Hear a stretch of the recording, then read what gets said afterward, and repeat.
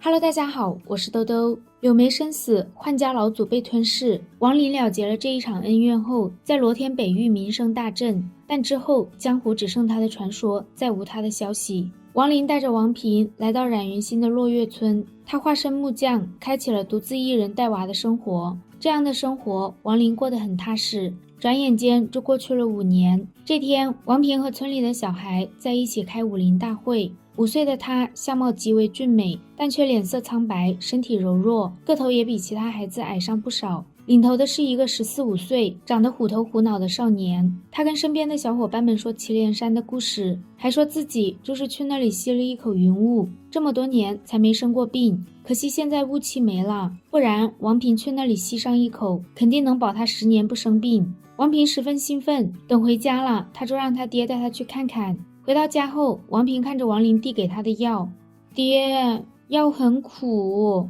王平虽然嘴里说苦，但依旧乖乖把药喝了。爹，什么时候平儿才可以不喝药呢？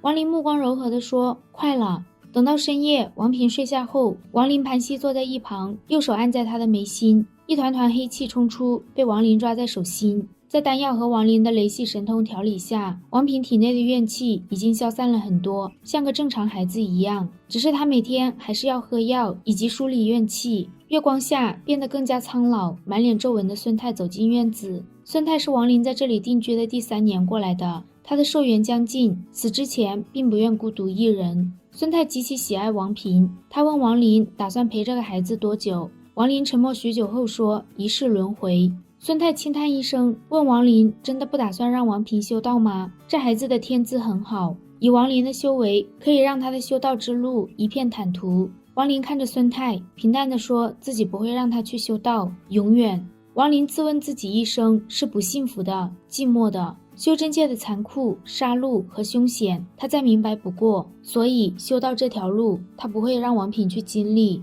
他希望王平能如他的名字一般，一生平平安安。时光流逝，又是5年过去，闷闷不乐的王平在更老了的孙太这边发呆。这几年，村上的张婶总是来给他父亲说媒，这让他很是不满。面对张婶各种劝说自己再找一个的话，王林一脸苦笑。这时，王平狠狠一推门，走进来说自己饿了。王林终于松了口气，将张婶送走。王平说，村里二虎子他爹就是给他找了个后娘，结果二虎子天天饭都吃不饱，还老被欺负。王林摸了摸王平的头，说不会给他找后娘，让他赶紧喝药。王平放下碗后，很认真地看着王林，爹，有平儿陪着你，你不会孤独的，等平儿长大了，就伺候你一直到老。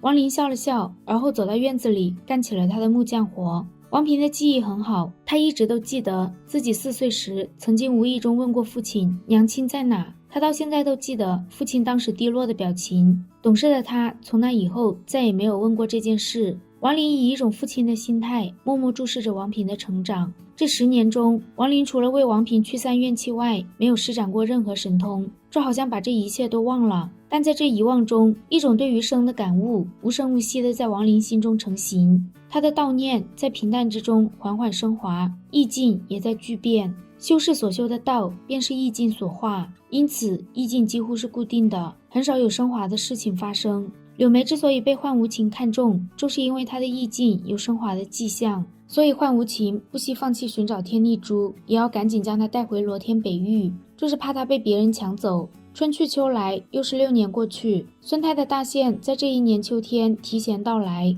王林望着床榻上的孙太，说自己当年答应他的事会做到。孙太深深地看了王林一眼，曾经的一幕幕在他眼前划过，最后停留在眼前平静又苍老的王林脸上。生死之间，原来是如此短暂。孙太的墓埋葬在落月村的后山，墓碑上刻着孙太之墓，落款为义孙王平。孙太的墓中并没有他的尸体，他的尸体早已成为了一坛骨灰，放在了王林的储物袋中。这是他对孙太的承诺。孙太走后1年，王平问王林为什么不让他学习孙爷爷留下的那些仙人法术。孙太在王平12岁的时候收他为义孙，并且暗中传授他修炼之术。若非孙太为了传王平修道之术动了生机，他也不会提前4年离去。王林看着眼前这个继承了柳眉容貌的王平，轻声说，修道的人生并不适合他，他知道孙太传授了修道之法，但王平并没有去修行。王平知道王林想让自己平凡的过一生，而不是追随他的脚步，成为一个修士。如果平儿不愿呢？这是王平16年来第一次对父亲王林如此说话。王林平静地看着王平，渐渐的，王平低下了头。修道的一生不适合你，此事不要再提。王林的眼中闪过一抹浓浓的悲哀，除了修道，这世间之事他都可以给王平。转眼间，孙太已经离去了3年。王林带着19岁的王平离开了落月村，他带着王平去攀爬冉云新一座又一座山峰。渐渐的，王平瘦弱的身子也有了力量，他的心灵也在一次次的陶冶中得到了升华。王林虽然没有传授王平修道之术，却也以他自己的方式给王平的心灵带来了无限的冲击。征服山河之后，王林便带着王平去征服大海。王平看着王林，他这一生即便是死，都要陪伴在自己父亲身边。若有下一世，哪怕他们不是父子，他也不会忘记父亲。当王林父子2人再度踏上陆地时，王平已经27岁了，他的脸上再无曾经的稚气，只剩坚毅。这8年的经历让王平棱角分明的脸上有着阳光般的笑容和明亮的目光。这8年是王林想了很久，彻底去除王平灵魂中怨气的方法。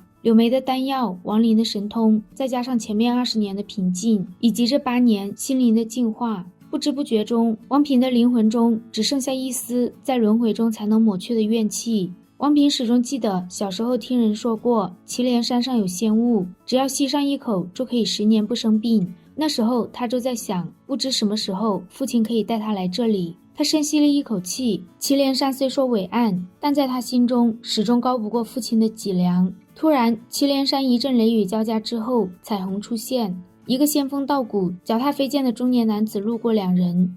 父亲，这便是仙人吗？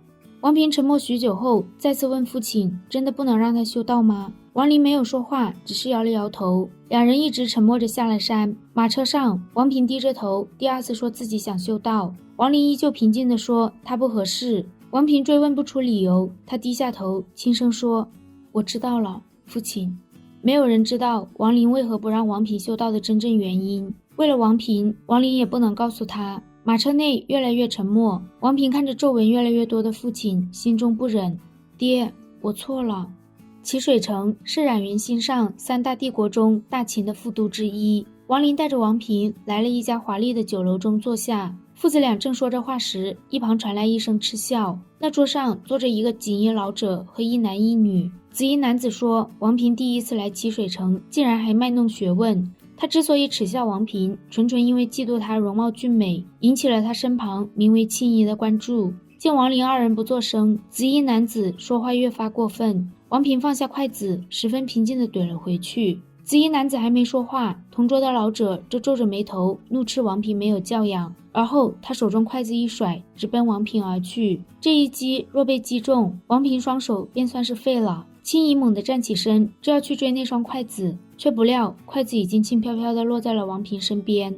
王林放下酒壶，抬头冷冷地看向那名老者，这一眼如利剑一般破开了老者的心神，好似要将他的魂魄搅散，筋丹破碎。老者头皮发麻，他眉心处传来剧烈的刺痛感，一口带着金色的鲜血从他嘴角流下。老者整个人翻倒在地，他连忙拿出丹药吞下，而后捏碎传讯玉简。王林拿起酒壶喝了一口，我王林的儿子，不用你来教训。老者丝毫不敢说话，他一开口，丹气就会立刻散出，到时他就算不死，修为也会大降。紫衣男子盯着王林，逼逼赖赖地说他怎样怎样。此人体内灵气不多，还属于凡人，所以王林仅仅只是随手一挥，没有对他下杀手。不管这些人是什么身份，王林都不会放在眼里，因为这冉云新，他才是至尊老祖。青衣上前恭敬地对王林说，此事是他们鲁莽。王林并未搭理他，进退两难之际，王平笑着为他解围。青衣笑脸一红，而后让他们快些离开。刚刚他师尊已经捏碎了传讯玉简。没一会儿，3名老者走进酒楼，青衣连忙上前行礼，喊着孙师祖。这名孙师祖看到王平之后，便惊叹此子天资绝佳。虽说这人是凡胎俗骨，但他魂内却好似天地，充满了浩荡之力。这种心性，即便是修士也少见。盘膝打坐的老者见撑腰的人来了，猛地指向王林：“族叔，是他害我！救我！孙世祖将老者外泄的丹气暂时锁住后，便阴森森地看向王林，阁下出手如此狠辣，莫非欺我孙家无人不成？王林放下酒壶，平儿，走吧。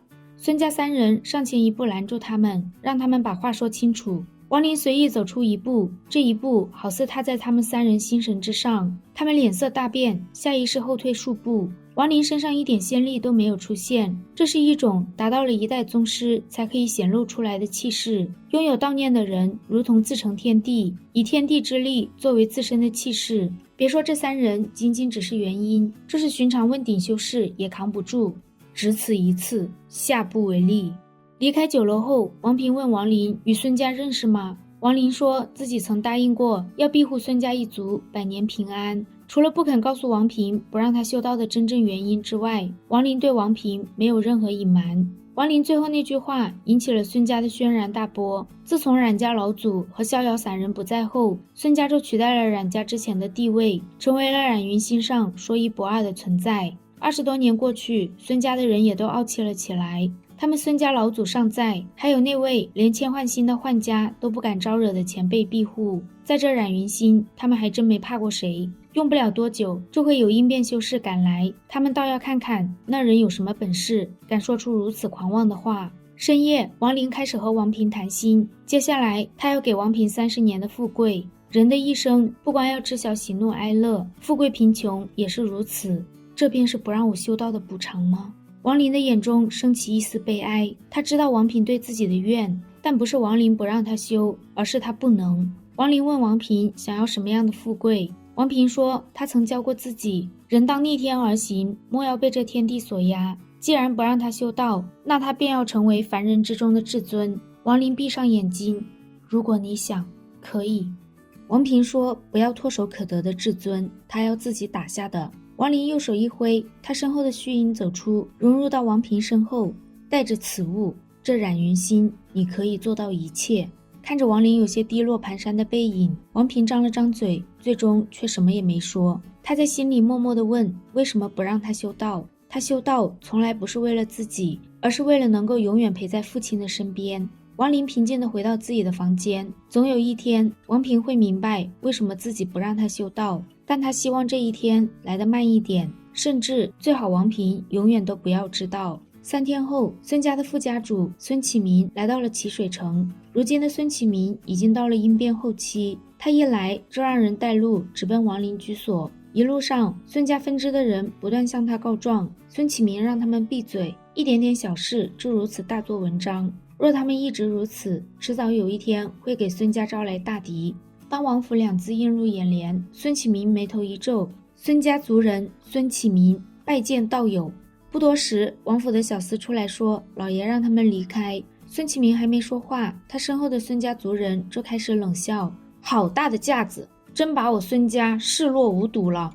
说罢，他直接闯了进去。孙启民没有阻止他，而是紧盯着王府2字，陷入沉思。闯门那个人是化神修为，他右脚刚落地，一股无形之力传出，他心神一震，喷出一口鲜血，整个人连退数步。孙启民脸色一变，那一瞬间，他感受到了一股熟悉的问鼎气息，他连忙一把抓住闯门的人，向后一抛，打扰前辈清修，晚辈这就离开。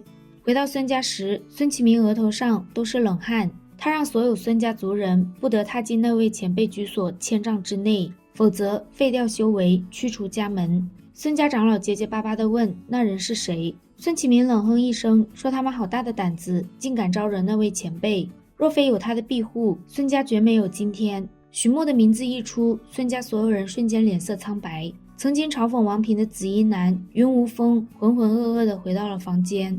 青怡被逐出孙家后，就被人抓住送到了这里。云无风一想到自己是因为青怡才招惹许木的儿子，就气不打一处来。突然，青怡双眼猛地睁大，不可置信地看向他身后。云无风回头时，眼前一黑，倒在了地上。王林来此是想让青怡陪王平甲子岁月，作为报酬，他可以送青怡一个元婴道行。青怡想到王平那张俊脸，沉默着点了点头。3天后，王平带着青怡离开了齐水城。王平并不甘心平淡地过一生，他想要的是精彩。而在他离去的前夜，王林喝了很多酒，这一夜是亡灵800多年中第一次醉。